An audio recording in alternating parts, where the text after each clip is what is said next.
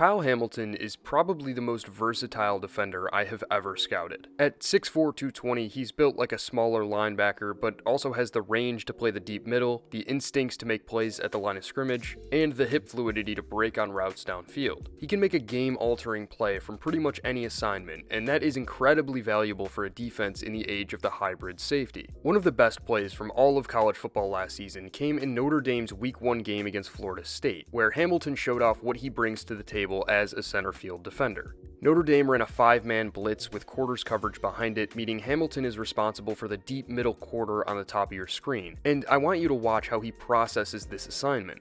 Hamilton is aware that the blitz call really stresses the Sam or strong side linebacker, Jack Kaiser. The Mike or middle linebacker is blitzing, and the Will or weak side linebacker is bracketing the running back with the left side edge defender, meaning depending on the running back's release, either the edge or Will picks him up in man coverage while the other rushes the passer. That leaves the Sam responsible for pretty much the entire top half of the screen underneath. So Hamilton keeps his eyes on the tight end as the quarterback takes the snap.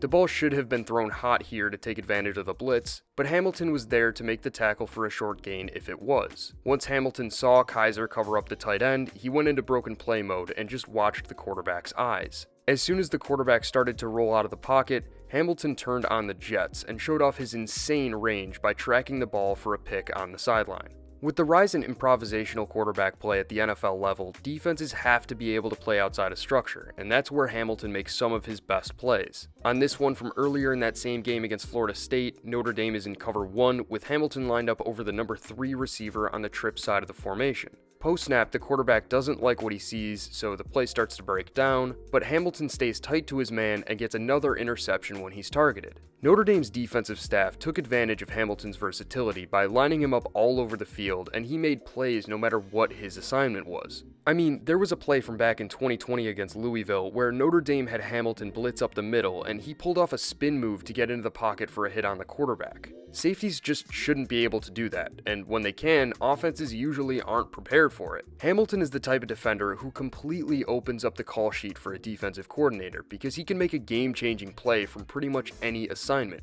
But he isn't perfect. I think Hamilton is a lot more raw than people realize. The splash plays are awesome, and they'll likely get him picked in the top 5 because they show what he can be. He's one hell of an athlete, but has a long way to go in terms of refinement, which is no surprise considering the fact that he literally just turned 21 last week, and that he played all over the field during his time at Notre Dame. Hamilton's frame and speed give him the potential to be an elite run defender at the next level, and he flashed that potential on plays like this 4th and 1 against Purdue. But as a tackler, he has a long way to go before I'd be confident in playing him around the line of scrimmage. He had way too many missed tackles in college, but I think that has more to do with adjustment than actual ability. He was a borderline liability in the open field early in his college career because of bad tackling habits, but he did improve as a tackler as time went on. Because of his massive frame, this is something that shouldn't be too hard to fix at the next level, but it is worth considering. He also tends to undercut outside runs, which gives the ball carrier the sideline, but again, considering his age and athletic profile, there's no reason to think that this can't be fixed at the next level.